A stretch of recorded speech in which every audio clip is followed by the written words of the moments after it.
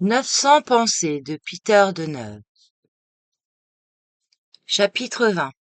Karma destin. Soyez sûr, rien ne vous arrivera sauf ce qui est prédestiné. Votre karma est stimulé, il est déjà mûr, et vous devez vous en acquitter. La réalisation ne pourra pas être remise à l'avenir. Si elle est remise, vous ferez un faux pas. Celui qui est lié à quelqu'un endure les conséquences de sa vie. Dans l'optique du karma, le froid provient des mauvaises pensées. Les puissances négatives dans la nature absorbent toute la chaleur, tous les biens, tout ce qui est bon et beau. Einstein vit dans le 4e dimension. Il ne viendra plus sur Terre. Einstein est né de nouveau. C'est uniquement à ceux qui sont nés de nouveau que sont confiés les secrets sublimes de la nature. Un présage est un événement déterminé, peuvent être ajournés ou annulés. Si celui qui a commis un péché retourne vers Dieu et corrige sa vie néfaste, sa punition sera annulée. Au contraire, si le vertueux, après avoir entendu qu'il serait béni pour sa vie honnête, se relâche et se met à pécher, la bénédiction sur lui sera annulée, aussi et remplacée par une punition. L'être humain lui-même rend son destin meilleur ou pire. Les dettes actuelles sont faites jadis et vous les payez maintenant. Il y a des dettes antérieures qui sont faites et il y a des milliers d'années, et c'est là que réside tout le mal. C'était maintenant que nous devons vivre bien pour pouvoir commencer la nouvelle époque sans dette. Ayant vu le peu d'années qui vous restent d'ici jusqu'en 1999, ce que vous aurez fait, ce sera votre sort. C'est difficile de mourir. Vous décidez de quitter votre corps, mais vous êtes lié par des milliers de fils, depuis des milliers d'années. À peine vous êtes-vous un peu élevé, et de nouveau vous revenez dans votre corps. On devrait y entrer et en sortir tout librement. Pour qu'on te donne ce que tu veux, il faut qu'il y ait un grand nombre d'êtres humains qui ont une bonne opinion de toi et qui t'aiment. La lumière est l'esprit qui descend du soleil et qui est en contact direct avec notre vie. C'est lui qui nous donne tout ce que nous avons. Cette force intelligente, Dieu, nous adresse son esprit, et c'est en fait lui qui bâtit à l'intérieur de nous tous. Cet esprit crée les lois et est en communication directe avec notre âme. Sans l'âme, on ne peut pas concevoir l'esprit.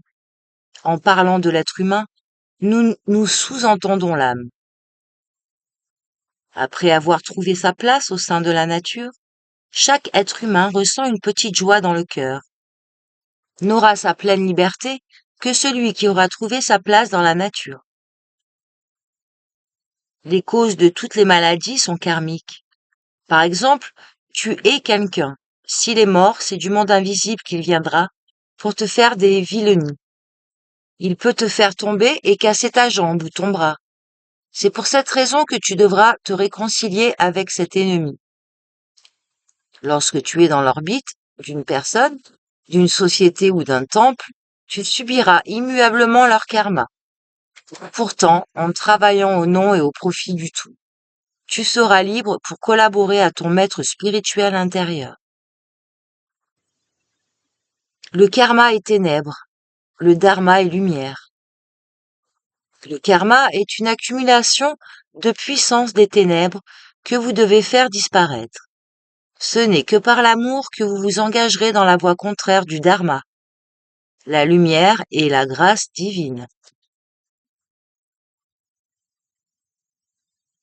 Chaque être humain porte en lui une énergie particulière. À travers tout humain, une énergie divine coule et elle est spécifique, et ne pourra en aucun cas couler à travers une autre personne. Tu devras ressentir et réaliser tout ce que tu dis. Il faut qu'il y ait donc une continuité et une conséquence entre tes convictions profondes et tous tes actes à l'extérieur. Chacun se trouve exactement à sa place, et sans lui quelque chose de l'unité de l'existence serait troublé. L'être humain, en tant qu'une intelligence, en tant qu'un cœur et en tant qu'une âme, est indispensable, et sans lui, l'univers ne peut pas se manifester dans son harmonie. Un seul et unique destin existe: corriger les infractions des lois de la vie. Le karma signifie admettre dans son esprit ce qui n'est pas divin. Dieu t'a assigné une tâche spécifique dans les circonstances présentes où tu te trouves pour que tu accomplisses cette tâche. C'est un problème que tu pourrais résoudre soit comme un microbe, soit comme un homme, mais aussi comme un être spirituel.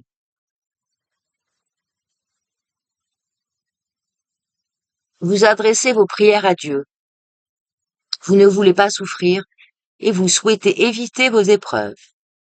Le mieux qui peut vous advenir, c'est que les souffrances, pour une certaine période, soient ajournées, mais elles ne seront jamais supprimées. Chacun devra payer tout ce qu'il a mangé et bu. Donc, comme on fait son lit, on se couche. Celui qui maîtrise ses émotions augmente ses capacités intellectuelles. Dieu lui donne une lumière à raison de ses mérites et le met en état de pénétrer pas à pas dans les mystères les plus profondes de l'existence.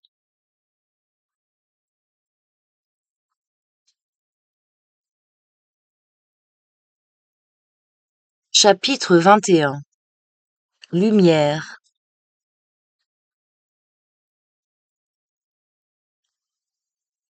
La lumière se manifeste sur Terre, mais elle ne provient pas de la Terre. La lumière que vous voyez est un reflet du soleil. De sa part, la lumière du soleil est le reflet d'un autre soleil. Entre notre soleil et le soleil véritable, il y a un soleil noir qui absorbe toute la lumière. Avant d'arriver sur Terre, la lumière subit plusieurs métamorphoses. La lumière du soleil véritable est absorbée par le soleil noir. La lumière du soleil noir est absorbée par notre soleil, et c'est lui qui la transmet à la Terre. La lumière externe que nous voyons est le résultat de la pensée des êtres supérieurs, qui sont au-dessus de nous. C'est du fond des yeux de ces êtres que jaillit la lumière. L'obscurité a son origine dans le monde des êtres obscurs, tandis que la lumière est originaire du monde des êtres clairs et illuminés. Toute l'humanité subit les influences inévitables tant des uns que des autres.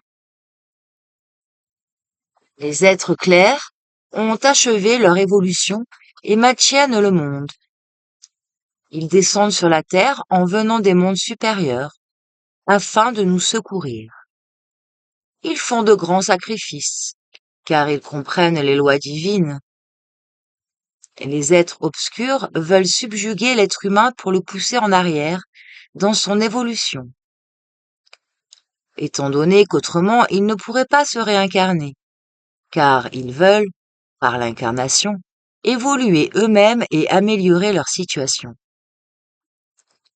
Toute pensée claire est un être sublime, un ange qui habite un certain temps en l'être humain.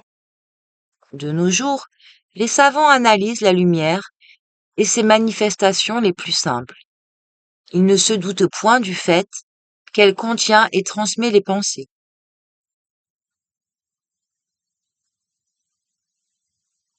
Si quelqu'un t'a outragé, tu devrais être à même de te maîtriser, de faire disparaître cet outrage et d'en ressentir une satisfaction, comme si cet outrage ne s'adressait pas à toi. Si tu circulais à la vitesse de la lumière, qui pourrait t'outrager? Or, la lumière traverse les endroits les plus sales, n'est-ce pas? Et elle pénètre partout, sans se salir.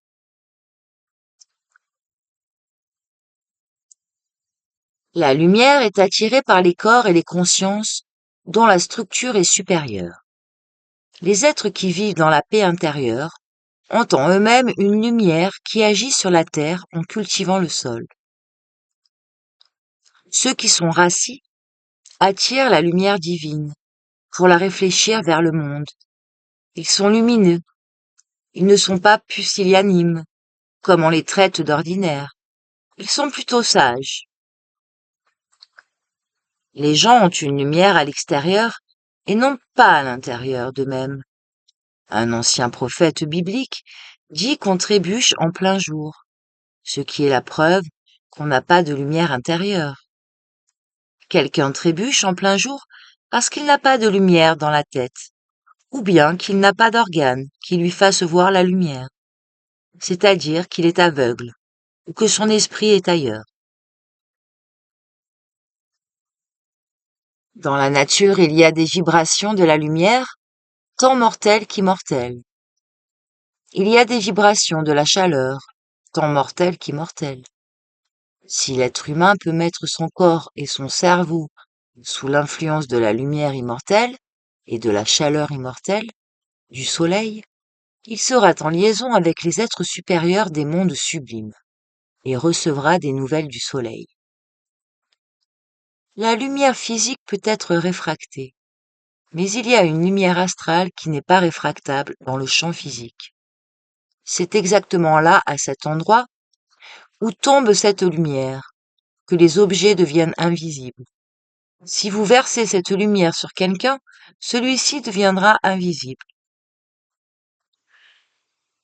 Les vérités sublimes de la vie sont difficiles à transmettre sur Terre, car il faut qu'il y ait des milieux spécifiques et des méthodes appropriées pour qu'elles soient données aux consciences humaines, dans un langage intelligible. Un jour, elles seront accessibles à tout le monde.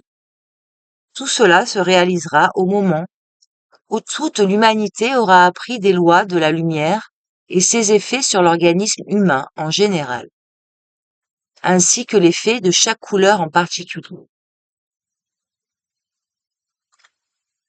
C'est la lumière qui fait circuler le sang. Notre sang circule à un rythme qui est dû à l'énergie cosmique, à l'énergie électrique. L'électricité est une forme de la lumière. Celle-ci est l'impulsion du premier principe de l'univers. Elle pénètre tout l'espace.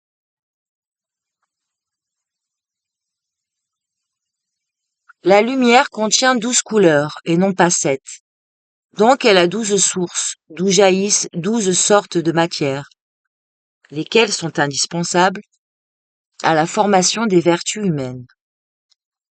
La Terre est enveloppée de 12 sphères qui sont des transformateurs spécifiques de l'énergie solaire.